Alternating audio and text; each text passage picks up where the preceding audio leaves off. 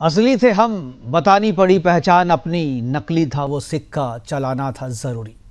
नमस्कार, सुदर्शन न्यूज में आपका स्वागत है। मैं हूं मुकेश कुमार और आप देख रहे हैं जवाब तो चाहिए।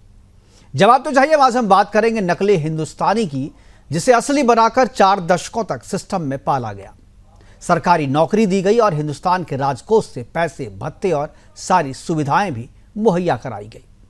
जो किसी योग्य दलित ओबीसी को मिलना चाहिए था, वो सब एक पाकिस्तानी को मिलता रहा, और एक नहीं 2-2 पाकिस्तानी मुसलमानों को मिलता रहा और उसे उपलब्ध कराया जाता रहा।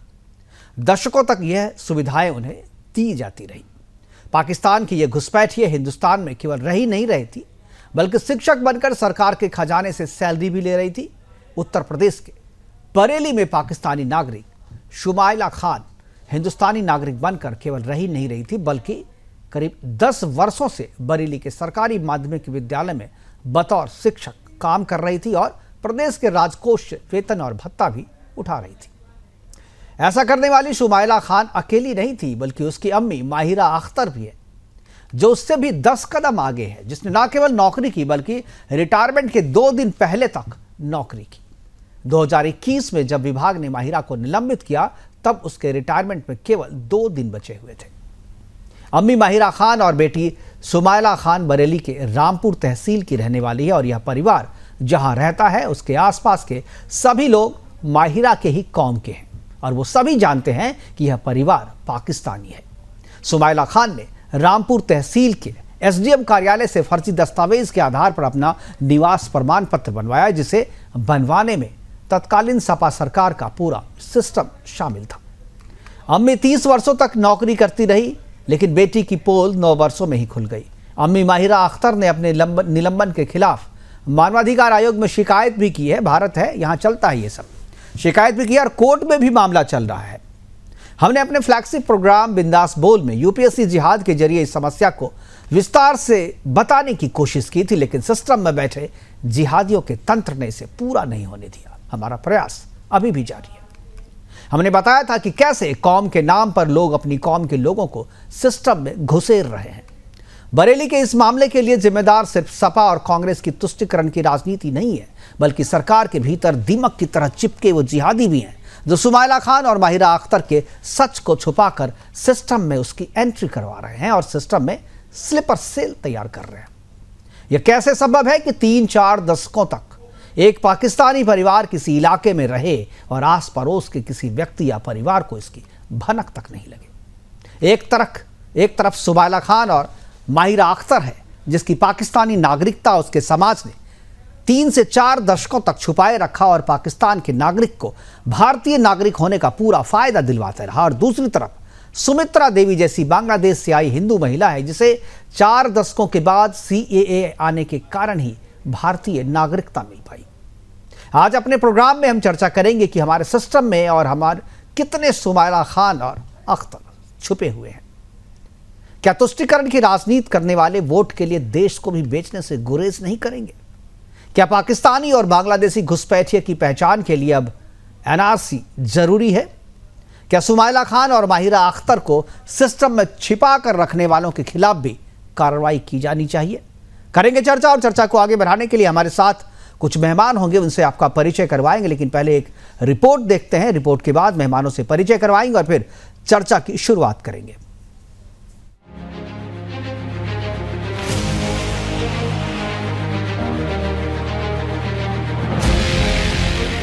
बरेली के बेसिक शिक्षा विभाग में इन दिनों छलावे का एक ऐसा गंभीर खुलासा हुआ है, जिसने देश की सुरक्षा को लेकर एक बहुत बड़ा प्रश्न चिन्ह खड़ा कर दिया है। पाकिस्तान में जन्मी शुमाइला खान, जिसने भारतीय पहचान का नकाब पहनकर शिक्षा विभाग में नौकरी हासिल की और देश की व्यवस्था को पूरे 9 सालों तक ठेंगा दिखाया, जिसने बरेली के बेसिक शिक्षा विभाग में वर्षों तक सबकी आंखों में धूल झोंककर नौकरी की और रामपुर के प्रमाण पत्रों के आधार पर विशिष्ट BTC के तहत 2015 में अध्यापक का पद हासिल कर लिया। लेकिन शुमाइला का सच ज्यादा दिनों तक छुपा नहीं रह सका। किसी जागरूक नागरिक की शिकायत पर ये मामला सबके सामने आ ही गया है कि कैसे पाकिस्तान में जन्मी शुमाइला भारतीय पहचान के नकली दस्तावेजों के सहारे लंबे समय तक हमारी शिक्षा व्यवस्था का हिस्सा बनी रही। लेकिन शुमाइला के इस धोखे की असली कहानी उसकी मां फरजाना उर्फ माहिरा अख्तर से शुरू होती है, जो 1979 में पाकिस्तान के शिबगत अली से शादी कर पाकिस्तान चली गई थी। वहां उसने पाकिस्तानी नागरिकता भी ले ली थी, लेकिन तलाक के बाद फरजाना अपनी 2 बेटियों के साथ भारत वापस लौट आई और उसी ने भारतीय नागरिक बनने का अपना खानदानी नाटक शुरू कर दिया। 1983 में वीजा खत्म होने के बाद भी फरजाना भारत में ही रही। यही नहीं, उसने 1992 में बेसिक शिक्षा विभाग में नौकरी हासिल कर ली थी और मामला शासन तक पहुंचा तो बेसिक शिक्षा विभाग ने माहिरा को तथ्य छुपाकर नौकरी करने के आरोप में 9 मार्च 2021 को बर्खास्त कर दिया। वही साल 2024 के अक्टूबर महीने में शुमाइला को निलंबित कर दिया गया था। धारा 419, 420, 467, 468 और 471 के तहत मुकदमा दर्ज कर मामले में पुलिस की कार्रवाई अब जारी है। लेकिन बरेली के थाना फतेहगंज पश्चिमी क्षेत्र से आया ये संगीन मामला हमारी राष्ट्रीय सुरक्षा के लिए किसी चुनौती से कम नहीं है, जो चुनौती सालों तक शुमाइला ने अपनी मां के साथ मिलकर हमारे सिस्टम को की है। पाकिस्तान से जुड़े इनके संबंध और फर्जी तरीके से प्राप्त भारतीय पहचान पत्र यह सवाल खड़ा करते हैं कि क्या यह सिर्फ एक छलावा है या देश के खिलाफ कोई बड़ी साजिश का हिस्सा है। आज जब भारत अपनी सीमाओं को मजबूत करने की कोशिश कर रहा है, ऐसे समय में देश के अंदर से आते ऐसे मामले हमारी सुरक्षा एजेंसियों और प्रशासन के लिए सबसे बड़े खतरे की घंटी है, क्योंकि ये सिर्फ एक परिवार का मामला नहीं बल्कि हमारे सिस्टम में मौजूद उन तमाम खामियों की सच्चाई है जो न जाने कब से हमारी सुरक्षा व्यवस्था को खोखला कर रही है। Bureau report, Sudarshan news.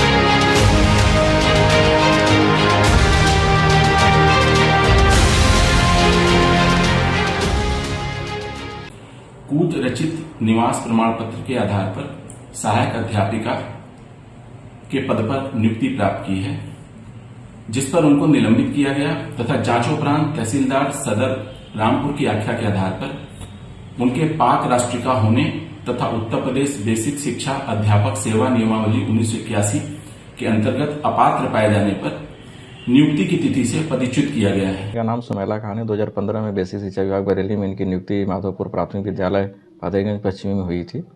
इसमें इनकी जो निवास प्रमाण पत्र जांच हुई, पता चला कि इनके जो माता पिता हैं वो पाकिस्तान के से संबंधित जो नागरिकता है उससे संबंधित हैं। और इसके बाद इसमें LIU की जांचें हुई, हम लोगों के पास रिपोर्ट आई और सचिव परिषद जो हमारे यहाँ बेसिक शिक्षा सचिव परिषद हैं उनके यहाँ से भी जांच कर कार्रवाई करने के निर्देश प्राप्त हुए थे। इसके पश्चात हम लोगों ने SDM रामपुर को पत्र जारी करते हुए इनके निवास प्रमाण पत्र की जांच करते हुए आख्या उपलब्ध कराने के लिए अनुरोध किया था। आख्या उपलब्ध होने के बाद इनके जो निवास प्रमाण पत्र निरस्त कर दिए गए जांचोपरांत, और इसके बाद हम लोगों ने इनकी सेवा समाप्त कर दी गई और FIR भी इसमें दर्ज हो गया है। इसके बाद हम लोग इनके वेतन रिकवरी इत्यादि की कार्रवाई भी कर रहे हैं। और सर ऐसा तो कभी नहीं लगा कि इस तरह से कोई पाकिस्तान की ना तो कोई ऐसी बात की थी, कभी ऐसी बात भी नहीं होती थी। रामपुर का ही एड्रेस बताती थी, मम्मी में ही उनकी बेसिक में ही थी, इतनी ज़्यादा और कोई चर्चा भी नहीं होती। ये मसला देखने में जितना आसान और जितना इजी लग रहा है वो उतना है नहीं। दरअसल एक साजिश है, बहुत बड़ी साजिश है जिसका खुलासा भी हुआ है। और ऐसे कितने और जो है सुमाइरा जो हैं जो सिस्टम में बैठे हुए हैं उसकी पहचान करना भी ज़रूरी है। बरेली में ये पहचान हुई है, ज़रूरी ये है कि बरेली तक ही मामला ख़त्म हो जाए। देश में कौन कहाँ किस वेश में छुपा हुआ है उसकी पहचान भी ज़रूरी है। करेंगे चर्चा, और चर्चा को आगे बढ़ाने के लिए हमारे साथ जो मेहमान हैं उनसे मैं आपका परिचय करूँ। तो हमारे साथ नेहा धवल जी हैं, बीजेपी प्रवक्ता के तौर पे, और संजीव श्रीवास्तव जी हैं, विदेश मामलों के जानकार हैं। अशोक यादव जी हैं, समाजवादी पार्टी के प्रवक्ता के तौर पे, और मुस्लिम स्कॉलर के तौर पे फरहद अली खान है हमारे साथ।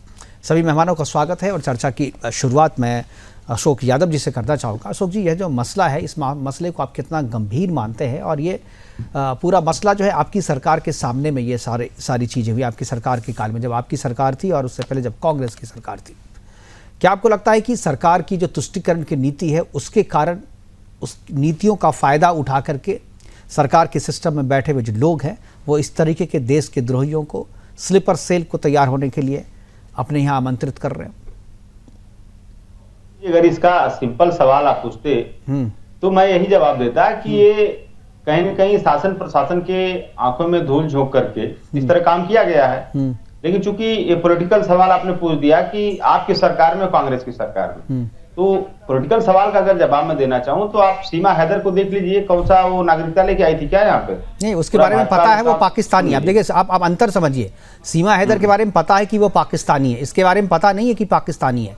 उसने सीमा हैदर ने अपनी पहचान नहीं छुपाई है, इसने अपनी पहचान छुपाई है। आप बेसिक अंतर को तो समझिए।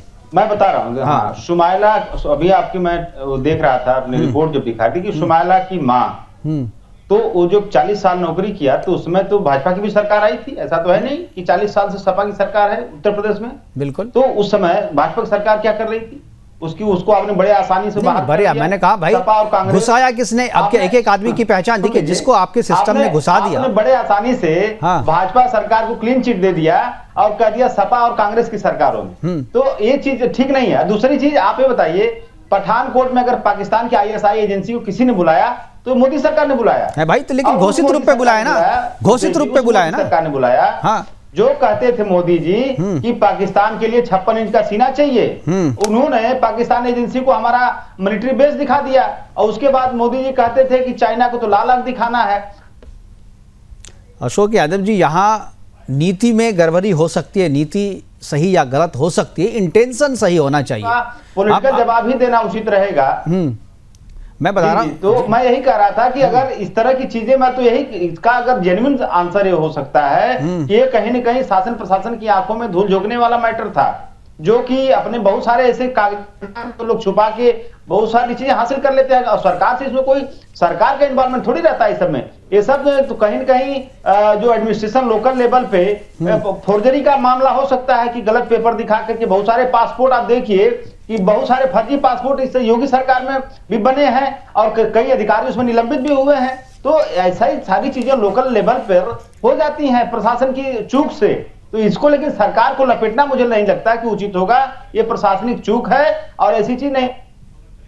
चलिए, आप प्रशासनिक चूक कह करके आप उन सरकारों को बचाना चाह रहे हैं, अपनी पार्टी की सरकारों को बचाना चाह रहे हैं, लेकिन चीज़ें बिल्कुल साफ है कि कहाँ पर लोगों का मनोबल जो है बढ़ा रहता है और किस सरकार में इस तरीके की चीज़ें ज़्यादा होती हैं। करेंगे चर्चा। नेहा से एक बार हम जवाब लेते हैं। नेहा धवन जी, क्या आपको लगता है कि जो बात अशोक यादव जी कह रहे हैं, सरकार का कोई दोष नहीं, केवल सिस्टम है, या दोनों मिले हुए हैं? मुझे ये लगता है कि सपा की सरकार के समय में जो आज भारत देश की है कि उत्तर प्रदेश में आई थी, उस पर कार्रवाई अब भारतीय जनता पार्टी की सरकार के समय में हो रहा है।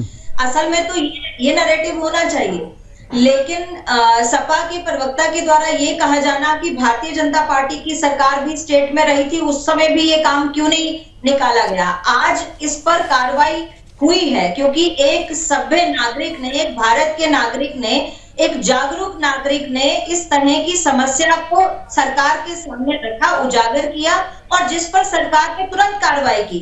आप इस तरफ ध्यान क्यों नहीं दे रहे हैं? सपा के समय में भी हो सकता है इस तरह की कोई ना कोई बातचीत आपके सामने आई हो, तब आपकी सरकार ने कार्रवाई नहीं की होगी, लेकिन कार्रवाई भारतीय जनता पार्टी के समय में हुई है। इस बात पर ध्यान देना बहुत महत्वपूर्ण है। देखिए, एक और मेरे सामने एक खबर आई थी कि रामपुर के, आपका नेटवर्क भी, बहुत सारी जो रिश्तेदारी है वो रिश्तेदारी पाकिस्तान के लोगों के साथ में है। कुछ ने बेटी बिहाई है और कुछ ने बेटियां वहां से ली हैं और ऐसी रिश्तेदारी यूपी के बहुत सारे गांव और शहरों के लोगों के साथ हैं।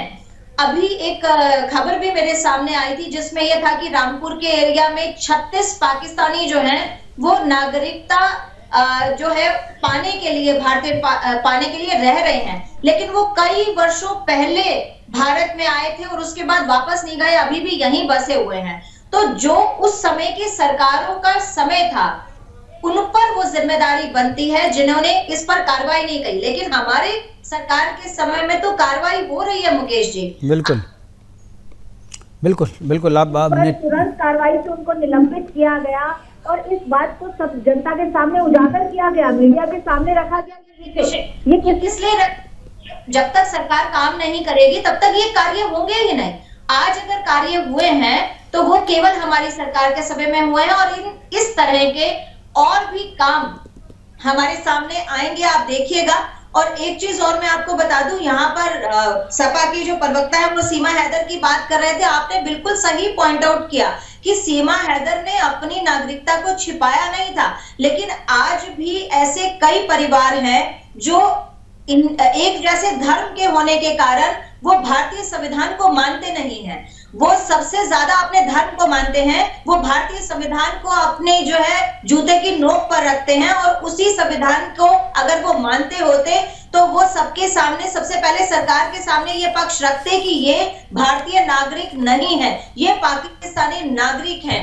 इसलिए यहाँ पर यह महत्वपूर्ण बात बनती है कि भारतीय संविधान को महत्व नहीं देना, और दूसरा भारत के साथ ये विश्वासघात करने की बात भी है, क्योंकि अगर आप भारतीय हैं और आप पड़ोसी मुल्क के साथ हमारे पुराने रिश्तों को भी जानते हैं, उनका भारत के प्रति जो रवैया रहा है वो भी जानते हैं, वो जानते हुए और उनकी जो आतंकवादी सोच है, जिस तरह से वहां आतंकवादियों को ट्रेनिंग देने के कैंप्स चलते हैं, और भारत के प्रति उनका जो सुरक्षा के प्रति जो रवैया है उसको भी हम जानते हैं। अगर ये बात जानते हुए हम अपने रिश्तेदारों को ही क्यों ना अपने यहाँ पनाह देते हैं, तो सरकार को इस बात को बताना बहुत जरूरी है। सरकार से छिपा कर रखना तो देशद्रोह वाली बात हो जाती है। बिल्कुल वही इंटेंशन वाली बात है नेहा। और एक चीज और है कि सिस्टम में ये लोग जो बैठे हुए हैं और सिस्टम में इनको जो घुसाया गया, तो ये किसी ना किसी का हक मार करके इन्हें घुसाया गया। यहाँ ओबीसी को नौकरी मिल सकती थी, ये किसी SC ST के लिए जगह हो सकती थी, लेकिन यहाँ पर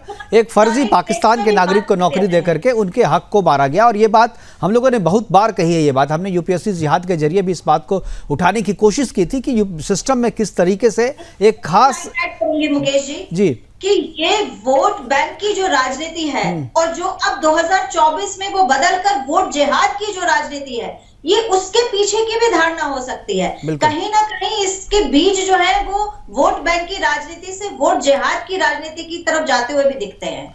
बिल्कुल, मैं संजीव श्रीवास्तव जी के पास आऊंगा। संजीव जी, क्या लगता है जी इस तरीके के लोग जो पाकिस्तान की खुफिया एजेंसी है या दूसरे देशों में जो काम, क्या लगता है ऐसे लोगों को प्लांट भी किया जाता है, या इसी तरीके से लोग रहते हैं जो स्लीपर सेल जो तैयार करती है कोई भी देश कोई भी जासूसी करने के लिए, पाकिस्तान की बात अगर हम खासतौर से, क्या ऐसे लोग ही देश के खिलाफ रहते हैं, चूँकि ये अपनी नागरिकता छुपा करके यहाँ पर रह रहे थे, यहाँ सिस्टम का अंग बने हुए थे ये लोग? क्या आपको लगता है कि ये इस पे उस एंगल से भी जांच होना चाहिए कि क्या ये कहीं ISI का प्लांट तो नहीं था? देखिए, पाकिस्तान की जो खुफिया एजेंसी लगातार इस बात की साजिशें रचती है कि वो किस तरीके से एजेंट्स को भारत के अनेक महत्वपूर्ण जगहों पर प्लांट करे, स्लीपर सेल्स को तैयार करे, और इस तरीके की जो साजिशें पाकिस्तान की खुफिया एजेंसी तो लगातार करती है। और उसके लिए ये जो मैटर सामने आया है उसमें ये जो टीचर है सुमायरा खान, इसके खिलाफ तो कार्रवाई होनी ही चाहिए। और लेकिन साथ ही साथ में ये मुकेश जी अवश्य कहना चाहूंगा कि आखिर वो कौन से ऐसे लोग हैं कि जिन्होंने इस टीचर को इस तरीके से फर्जी दस्तावेज प्रोवाइड कराने में उसकी मदद की।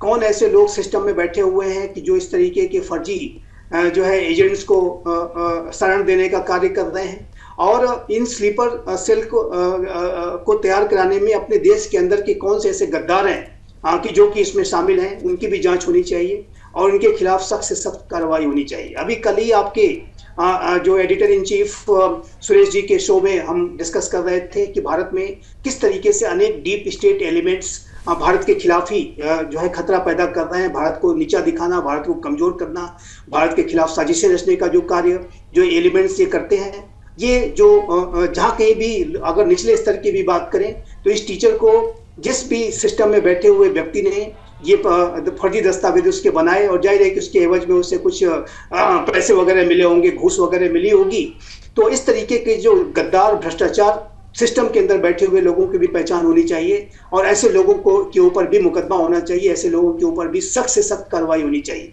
ये जो बिल्कुल सही कहा आपने फरहत अली खान से।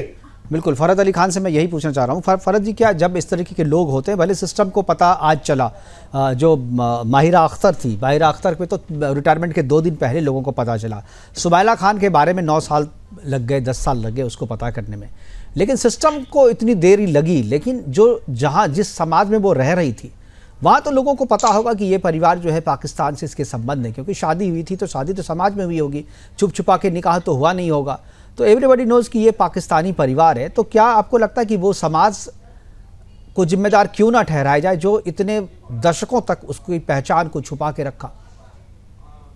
देखिए, ऐसा है कि सुदर्शन न्यूज जो भी मुद्दे उठाता है वो सच्चाई पे डिपेंड होते हैं। जब से सुदर्शन न्यूज ने ऐसे मुद्दों को उठाना शुरू किया तो सच्चाई सामने आई। हम लोगों ने, मतलब मैं तो खासतौर से इस चीज की सराहना करता हूँ, क्योंकि शुमाइला बदनाम नहीं होती, फरहत अली खान भी बदनाम होता है जी। क्योंकि लोग ये देखते हैं कि फरहत अली खान भी इसी तरीके का बंदा होगा। अब रह जाती है दूसरी बात, इसकी माँ का निकाह जो था वो पाकिस्तान में हुआ था, लेकिन इसकी वहां पर अपने मियाँ से बंधी नहीं, रामपुर की रहने वाली थी ये यहाँ पर आ गई और यहाँ नौकरी करने लगी। अब नौकरी देने वालों में कौन कौन लोग थे? देखें, इन जैसे लोगों की जांच होना चाहिए, मैं तो मानता हूं कि जांच होना चाहिए। जांच उनकी भी होना चाहिए जिन्होंने इनकी मदद की। अब उनकी बेटी उसी नक्शे कदम पे चली, उसने यहाँ पर बीटीसी की होगी, ट्रेनिंग की होगी, तभी तो उसको शिक्षा विभाग में जॉब मिली। और उसने, आप जैसा भी आप कह रहे थे कि किसी दलित भाई को, किसी कमजोर बच्चे को मिलता, तो मैं तो ये मानता हूं कि उसने उस मुसलमान का भी हक मारा। बिल्कुल। जो जैसे मैं कम मेरे मार्क्स हो, इन्होंने टॉप किया हो या इनके आगे हो, तो हमारा हक मारा। हम बेरोजगार है, ऐसे लोगों के खिलाफ सख्त से सख्त कानूनी कार्रवाई होना चाहिए। लेकिन मैं बताता चलूं कि खाली यही लोग, ऐसे लोग नहीं होते हमारे देश का मुसलमान। मुकेश जी, मैं कहना चाहता हूं कि वो अच्छा मुसलमान है। अब भारतीय अपनी जो उसकी क्या कहते हैं, जो प्रेम है, देश प्रेम है, देशभक्ति है, उसको भी हम लोग इस तरीके से डिस्ट्रॉय नहीं कर सकते। अब मुसलमान जो है वो भारत में अच्छे और सुकून और ईमानदारी के साथ रहना चाहता है, अच्छा भारतीय बन के रहना चाहता है। बिल्कुल, अच्छे और बुरे की तो लड़ाई है फरहत साहब। जो अच्छे हैं उसको तो अच्छे, आप जैसे लोगों को तो हम लोग इज्जत करते हैं, यहाँ बुलाते हैं, आपसे बात करते हैं। तो ये भी आप जैसे सारे लोग हो जाए तो फिर ये दिक्कत ही नहीं हो, ये लड़ाई झगड़ा फसाद कुछ भी ना हो जो हो रहा है। तो इसलिए आप जैसे लोगों की संख्या बढ़े और आप जैसे लोग अगर उस समाज में होते रामपुर में, तो मुझे नहीं लगता है कि ये 40 साल तक 4-5 दशकों तक ये मामला जो है छुपा के रखा जा सकता था।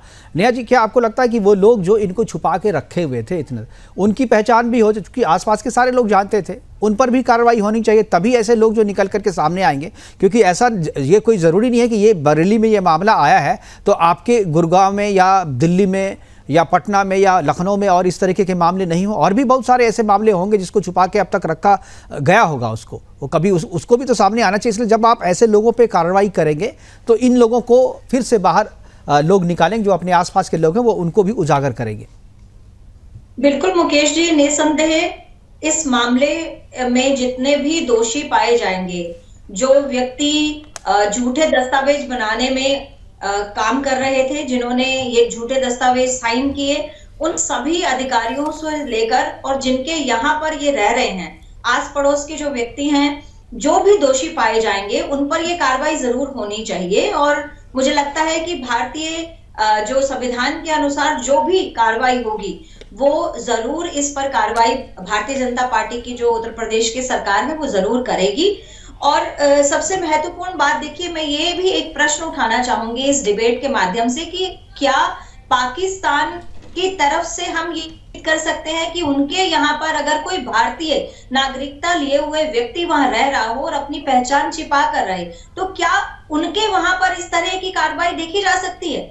लेकिन पाकिस्तानी जो नागरिक हैं, मैं तो उनसे भी उम्मीद नहीं करती हूं कि वो भी भारतीयता की नागरिकता छुपाकर अपने देश से जो है बगावत करने की बात सोचते होंगे। लेकिन भारत में रहने वाले जो लोग हैं वो अपने भारत देश से इतना प्यार क्यों नहीं करते हैं, कि वो अपने भारत के प्रति इतने सजगता क्यों नहीं अपनाते हैं? और आज मैं धन्यवाद करना चाहूंगी उन शख्स का जिन्होंने इस तरह की जागरूकता दिखाते हुए ये कंप्लेंट की, जिस पर कार्रवाई तुरंत जो है वो सरकार ने की। तो हमें इस पर जागरूकता करनी भी बहुत जरूरी है। और जिस तरह से हम जो आज केंद्र सरकार नए कानूनों की बात कर रही है, चाहे वो एनआरसी का हो, चाहे वो सीएए का कानून हो, उन सबके तहत जब पहचान पत्रों की बात आएगी और जो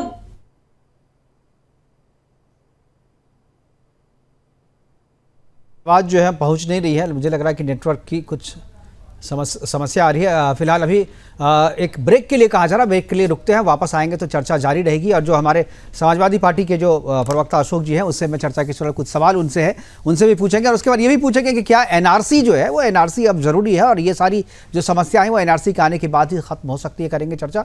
वक्त एक छोटे से ब्रेक का, जाइएगा कहीं नहीं। ब्रेक के बाद आपका स्वागत है। और हम चर्चा करें कि सिस्टम में जो जिहादी छुपे हुए हैं, हिंदुस्तान में पाकिस्तान की टीचर किस तरीके से यहाँ पर काम करने में सफल रही। नेहा जी की शायद वीडियो जो है नेहा जी का भी देखते हैं। मैं अशोक जी के पास जाऊँगा।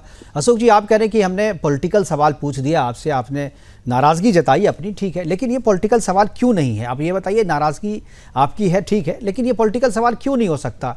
ये जो दोनों पाकिस्तानी माँ बेटी है, इसको जिस समाज ने छुपा के रखा वो आपका वोट बैंक है, और उस वोट बैंक को नहीं पता होगा, उसके स्थानीय जो नेता जो उससे वोट लेते हैं उसको नहीं पता होगा। ये आप क्या विश्वास करने योग्य बात है कि 4 दशक तक जो है किसी को पता नहीं होगा कि यहाँ पाकिस्तानी रह रहे हैं और वो सरकार में बैठ करके नौकरी भी कर रहे हैं? तो ये तुष्टीकरण की राजनीति आप लोग करते हैं, तभी तो ये संभव हो पाता है। समाज पता सबको था, लेकिन कोई बता नहीं रहा था, क्योंकि भाई वोट बैंक वाला मामला है, हमारी वोट बैंक वाली सरकार है, तो हम तो पूछेंगे नहीं। वहाँ पे और प्रोटेक्शन, तो सरकारी प्रोटेक्शन तो इसी तरीके से मिलता है ना। तो आप नाराज क्यों हो रहे हैं? आपको एक्सेप्ट करना चाहिए चीजों को। नहीं, देखिए मुकेश जी, मैं नाराज नहीं हो रहा हूँ। मैंने सिर्फ देखिए, मुझे ये कहना है, जो आपने कहा वोट बैंक की राजनीति, अगर एक ऑथेंटिक चीज मैं बता रहा हूँ आपको, ये गूगल कर लीजिए, कहीं भी खोज लीजिए, बिल्कुल 100% जेन्युइन चीज है बता रहा हूँ, सही चीज बता रहा हूँ। आप अगर वोट बैंक की बात कर रहे हैं, तो भारतीय जनता पार्टी और आरएसएस के वोट बैंक में आईएसआईएस का स्लीपर सेल घुसा हुआ था। आप गौर करिएगा, आरएसएस में और भाजपा में आईएसआईएस का स्लीपर सेल बैठा हुआ था। उनका नाम है जो आरएसएस का, अब मैं समझ, पता है मुझे पता है, लेकिन बात वो नहीं। भाजपा में ध्रुव सक्सेना नाम है उसका। आपको एक चीज, मैं आपको एक चीज, अशोक जी, मेरा सवाल मैं बीच में टोक रहा हूँ, आप बात पूरी कर लीजिएगा। एक होता है कि आप जानते बूझते अपने सिस्टम में रखे हुए हैं, और एक होता है कि कोई आपके पास घुसा हुआ है, कोई प्लांट किया हुआ है, तो आपको प्लांट तुरंत तो पता नहीं चलता है ना। वही बात तो मैं कह रहा हूं कि जो पाकिस्तान की आईएसआईएस ने आपके यहाँ प्लांट किया था, वो आप जानते बूझते उसको छुपा रहा था, वो समाज उसको छुपा रहा था, और आप उसके वोट बैंक बना करके उसका इस्तेमाल कर रहे थे। ध्रुव जैसे लोगों की बात करें, पहचान में आने के बाद से बाहर किया गया, कार्रवाई हो रही है, जेल के भीतर है, लेकिन आप जो है वैसा नहीं कर रहे हैं ना। अब वो मानवाधिकार आयोग में गए भाई, आपने एक बार भी जो है उसके खिलाफ कोई पॉलिटिकल बयान नहीं आया आपके नेता का? कह रहे पॉलिटिकल मामला है तो आपके नेता का कोई बयान तो आना चाहिए ना। मुकेश जी, देखिए, जो भी चीजें गलत हैं वो चीजें गलत हैं, उस चीज को हम जस्टिफाई नहीं कर रहे हैं यहाँ बैठ के। लेकिन मेरा सवाल है कि अगर इस तरह की चीजें अगर कहीं परसिस्ट कर रही हैं, कहीं अगर इस तरह का इन्वॉल्वमेंट है, आप प्रदीप उरुलकर को देख लीजिए, तीसरी पीढ़ी उसकी आरएसएस से जुड़ी थी, और आरएसएस को नहीं पता कि उसका आदमी आईएसआई से मिला हुआ है। आरएसएस को भाजपा को नहीं पता, भाई आरएसएस को पता होता तो आपको क्या लगता है? आरएसएस बड़ी बात है, ये बहुत बड़ी बात कह रहे हैं अशोक जी। आरएसएस को पता होता नहीं है, नहीं, ऐसा नहीं, बिल्कुल इसी को तो प्लांट कहता है। और इसीलिए हम कह रहे हैं कि ये केवल जो अभी जो 2 माँ बेटी जो पकड़ी गई है, ये केवल बरेली का मामला नहीं, और भी दूसरी जगह हो सकते हैं, तो उसको पहचान करने की एनआरसी की जरूरत है। बिल्कुल हो सकते हैं मुकेश जी, मैं आपकी बात को समर्थन कर रहा हूं। जब आरएसएस भाजपा में हो सकते हैं तो कहीं भी हो सकते हैं, मैं कहां मना कर रहा हूं। तो सरकार की जिम्मेदारी है, सरकार की जवाबदेही है कि ऐसे लोग जहां भी हों उसको खोजे सरकार, क्योंकि ये सरकार ने और सरकार के मुखिया ने बड़ी बड़ी बातें की थी, मैंने इसके पहले बोला। लेकिन उन बड़ी बड़ी बातों का सिर्फ आप गुब्बारा बना के फुलाने से नहीं ना कुछ होगा, उन बातों पे आपको अमल करने से कुछ होगा। आप अगर बिना बताए पाकिस्तान चले जाएंगे बिरयानी खाने, साड़ी गिफ्ट करने, तो आप कहेंगे पाकिस्तान को 56 इंच का सीना दिखाना होगा, उसके बाद पाकिस्तान हमला भी करता है भारत पर, उसके बाद आप पठानकोट में आके आईएसआईएस को बुला के उसका वेलकम भी कर रहे हैं, और उसके बाद 56 इंच का सीना भी दिखा। भाई तो जो कर रहे हैं, सर्जिकल स्ट्राइक का क्यों जिक्र करते हैं? हमने सर्जिकल स्ट्राइक भी की है, हमने मुंह तोड़ जवाब दिया है पाकिस्तान के नापाक इरादों को।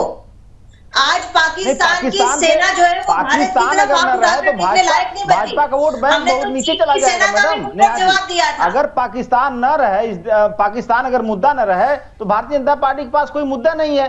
पाकिस्तान और मुसलमान 2 ही ऐसे फैक्टर जिससे आप लोगों की सरकारें बन रही है, एक पाकिस्तान, दूसरा मुसलमान। अगर पाकिस्तान मुसलमान को हटा दिया जाए तो आपके पास कुछ नहीं है, आपके पास न कोई रोड, न कोई आपके पास रोड मैप है, न कोई विकास का रोड मैप है, न कोई एजुकेशन का रोड मैप है, न कोई डेवलपमेंट का रोड मैप है।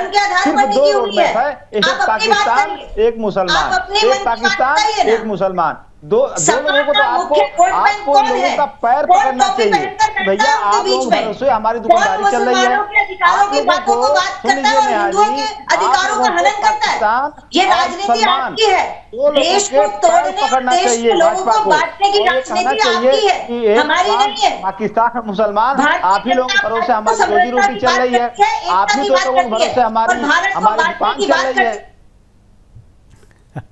आप दोनों का नेटवर्क के अंदर दौड़ती हैं चीजें, हमारा नाम मत लगाइए आप अशोक जी। इसके अलावा है क्या आपके पास?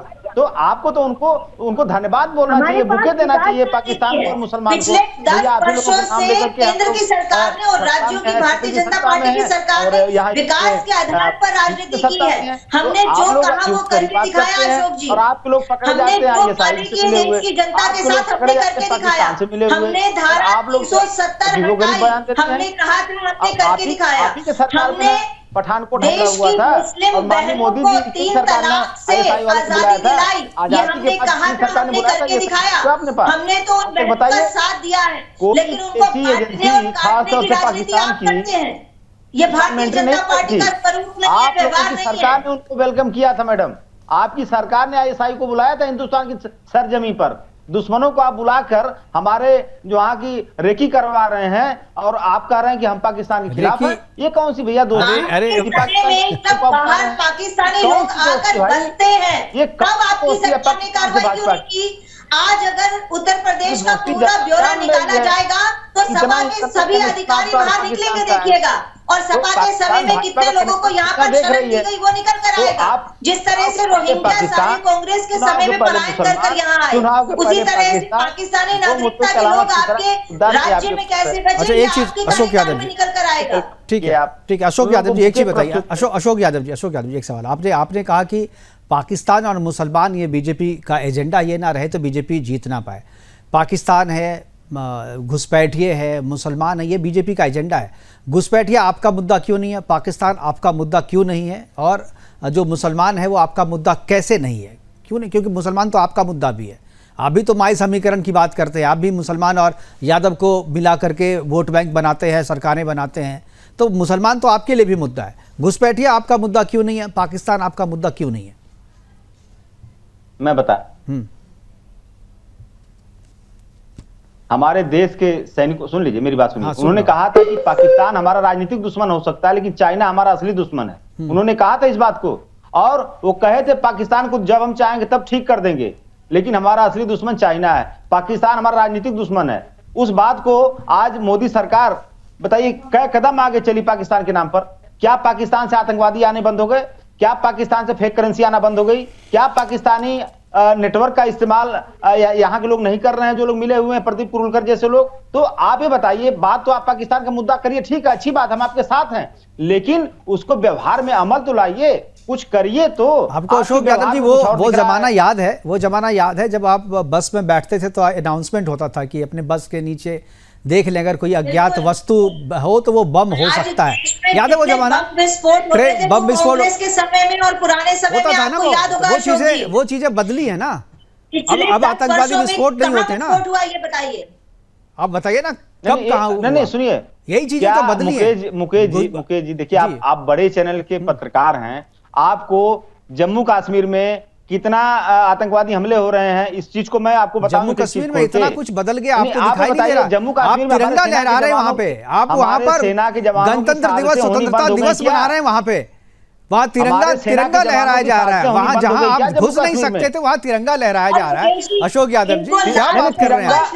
वहां सरकार, वहां चुनाव हो गए, वहां सरकार बनी। 5 सेकेंड तिरंगा की बात आप करिए, मैं आपका स्वागत कर रहा हूं। नेहा जी की तिरंगा की बात नहीं करनी चाहिए। 26 जनवरी 1950 के बाद पूरा 72 साल इन्होंने तिरंगे का अपमान किया है। आप 2022 में 2002 में तिरंगा फहरा है मैडम। नेहा जी बीजेपी पूरे से 72 साल बाद आपको तिरंगे से लगाव नहीं है, आपको भगवा से लगाव हो सकता है, तिरंगे से आप लोग नफरत करते हैं, देश के संविधान से आप लोग नफरत। ये बात कितनी बार, मैं इस पे बहस नहीं कर सकता क्योंकि बहुत लंबी बहस दूसरी तरफ चली जाएगी। और दुनिया और देश को पता है कौन तिरंगा का सम्मान करता है, कौन अपमान करता है, देश को भी पता है, दुनिया को भी पता है। अशोक यादव जी, कश्मीर में केवल तिरंगा ही नहीं है, आज कश्मीर में अगर आप चाहें तो जमीन खरीद करके वहां पर रह सकते हैं।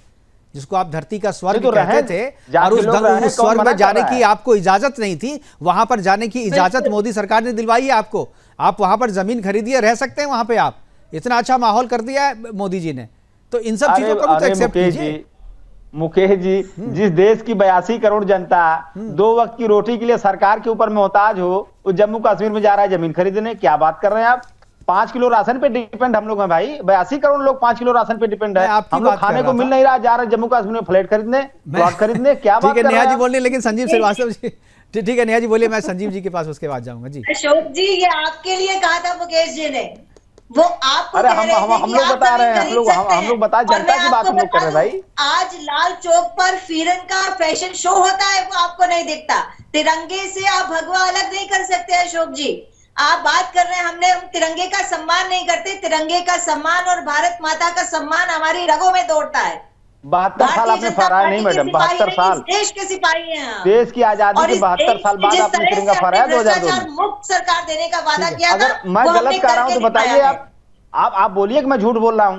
अगर मैं झूठ बोल रहा हूं तो बताइए मुझे, तो देश तो देख ही रहा है ना, आप बताइए कि मैं झूठ बोल रहा हूं। बिल्कुल झूठ बोल रहे हैं, तिरंगे का मुकेश जी सम्मान बताइए हमारी रगों में दौड़ता है। आप 72 साल तिरंगा नहीं फहराई हैं, उसके बाद आप कह रहे हैं मुझे झूठ बोल रहे हैं, गजब। ठीक है, मैं संजीव जी के पास एक बार, संजीव जी के, नेहा जी अशोक जी, मैं एक बार संजीव जी के पास, झूठ बोलने का, संजीव जी के पास भी आगे निकल गए झूठ बोलने। एक बार मैं संजीव जी के पास, देखिए समस्या तो सब बताते हैं, एक बार समाधान की बात कर लेते हैं जी, कि समाधान क्या है संजीव जी, इसका समाधान क्या है? एनआरसी क्या, एनआरसी के जरिए ही समाधान हो सकता है, क्योंकि कितने सुमाइला हैं, कितने अख्तर हमारे सिस्टम में घुसे हुए हैं, कैसे पहचानेंगे आप? क्या आपको लगता है कि एनआरसी होनी चाहिए और राष्ट्रीय स्तर पे होना चाहिए? पूरे देश में एनआरसी लागू करो, एक बार सबको पता चले कि कौन कहाँ बैठा हुआ है, किसके नकाब के पीछे, चेहरे के पीछे में दूसरा चेहरा कौन सा है। संजीव जी देखिए मुकेश जी, देश के दुश्मनों का, देश के गद्दारों का, जो ट्रेटर्स हैं, देशद्रोही हैं, उनकी पहचान अवश्य होनी चाहिए और इनके खिलाफ सख्त से सख्त कार्रवाई भी होनी चाहिए। यदि भारत को विकसित भारत बनाना है, भारत के भविष्य को अच्छा बनाना है, तो जाहिर है कि इस तरीके के नकारात्मक शक्तियों को, नकारात्मक विचारों को की पहचान होनी चाहिए और उनके खिलाफ कार्रवाई की आवश्यकता है। मैं इसको स्पष्ट रूप से कहना चाहता हूँ और फिर मैं इस बात को दोहराऊंगा कि ये जो एजेंट्स हैं, पाकिस्तानी एजेंट्स हैं, जो स्लीपर सेल्स हैं, वो सारे तो अपनी साजिशों में लगे ही रहते हैं, लेकिन इनको सपोर्ट करने वाला जो तंत्र है अपने देश में, और ये तंत्र अभी भी एक्टिव है, मैं ये कहना चाहता हूँ। इन तंत्र के जो लोग हैं, जो एलिमेंट्स हैं, इस तरीके के डीप स्टेट एलिमेंट्स, इनकी पहचान होनी चाहिए और इनको सिस्टम से निकाल बाहर फेंकना चाहिए। इनकी जगह सिर्फ और सिर्फ एक जगह है, वो जेलों में है और जेलों में इनको भेजना चाहिए, जो इस तरीके के सपोर्ट करने वाले जहाँ कहीं भी सिस्टम है। और मैं साथ ही साथ में फरहत भाई, जो फरहत अली खान साहब हैं, मैं उनके विचारों का बहुत सम्मान करता हूं और मैं मानता हूं कि उनके जैसे विचार रखने वाले यदि हमारे अन्य मुस्लिम भाई भी हों तो हमारे देश का जो वातावरण है वो अच्छा बनेगा और पूरा राष्ट्र हम समन्वित रूप से, संगठित रूप से सभी धर्मों, संप्रदायों को साथ लेकर के विकसित भारत को बनाने की दिशा में आगे बढ़ेंगे। बिल्कुल, वाइंड अप करने के लिए कहा था, लेकिन आखिरी कमेंट में फरहत अली जी के पास आऊँ। फरहत जी, क्या लगता है कि समाज को भी सुधरने की ज़रूरत है? क्योंकि जिस समाज में ये रह रही थी, सुमाइला रह रही थी और निसार अख्तर रही थी, उस समाज में अगर इस तरीके की चेतना आ जाए तो मुझे लगता है कि आधी समस्या वहीं पे हल हो जाए। देखें, जहाँ सरकारें कोशिश कर रही हैं, समाज कोशिश कर रहा है, हमारा सुदर्शन भी कोशिश कर रहा है। हम लोग सुदर्शन की बातों को उल्टा ले लेते हैं कि सब वो मुसलमानों के लिए ऐसी बात कर रहे हैं, मगर नहीं, जो देशद्रोही हैं, अगर सुदर्शन उनके लिए ऐसी बात कर रहा है तो सुदर्शन को हमें सलाम करना चाहिए। अब रह जाती है दूसरी बहुत बड़ी बात कि अब हमने देखा है कि जब जुलूस मोहम्मदी निकलता है या अन्य जुलूस निकलते हैं तो मुसलमान जो है जहां अपना मजहब का परचम लेते हैं, वहां देश का तिरंगा भी लेते हैं। आज हमारी बहनों ने बड़ी सुकून की सांस ली है। जो अपनी नेहा जी हैं, उन्होंने बात कही, मैं उनका बड़ा सम्मान करता हूं कि आज महिलाएं बहुत सुरक्षित हुई हैं। अपने हस्बैंड जो उनको 3 तलाक देकर छोड़ दिया करते थे, फिर वही बात आ जाती है आप वाली कि हमारे समाज को सुधरने की जरूरत है। अगर कोई स्लीपिंग सेल या इस तरह के लोग जो पाकिस्तान से आए हुए हैं या हमें गुमराह करने की कोशिश कर रहे हैं, उनको कानून को फौरन बताना चाहिए। फिर से मैं सुदर्शन का इस जागरूकता के लिए मुसलमानों की मैं बहुत धन्यवाद करता हूं। थैंक यू फरहत जी हमारे साथ जुड़ने के लिए। आपका संजीव श्रीवास्तव जी आपका, नेहा धवन जी आपका, अशोक श्रीवास्तव जी आपका बहुत बहुत धन्यवाद। आप जुड़े और इस महत्वपूर्ण चर्चा में आपने हिस्सा लिया। लेकिन जो हम चर्चा कर रहे थे कि सिस्टम में जिहादी घुसे पड़े हैं, और ये आज से नहीं, हम लगातार इस मसले को उठा रहे हैं और यूपीएससी जिहाद के जरिए हमने सबसे पहले इसको एक सिस्टमैटिक तरीके से उठाने की कोशिश की थी और आपको बताने की कोशिश की थी कि किस तरीके से हमारे सिस्टम में लोगों को प्लांट किया जा रहा है, जिहादियों को रखा जा रहा है। और जो अभी डिसिसिव पॉइंट पर बैठे हुए हैं, जो कोई नेता हैं, जो कोई पुलिस में है, जो कोई डॉक्टर है, या जो कोई इंजीनियर है, या कोई आईएएस ऑफिसर है, कोई आईपीएस ऑफिसर है, उनके जरिए उस कौम के लोग जो है अपनी कौम की बात को आगे बढ़ाना चाहते हैं, पाकिस्तान और बांग्लादेश की बात को आगे बढ़ाना चाहते हैं, देश के खिलाफ जो है अपने सिस्टम को आगे बढ़ाना चाहते हैं। और इसके लिए अभी भी जो है उसी तरीके का प्रयास चल रहा है। इसलिए तभी रुकेगा जब एनआरसी आएगी और जब सिस्टम में बैठे लोगों को फिल्टर करके बाहर निकाला जाएगा। फिलहाल अभी के लिए इतना ही, दीजिए इजाजत, नमस्कार।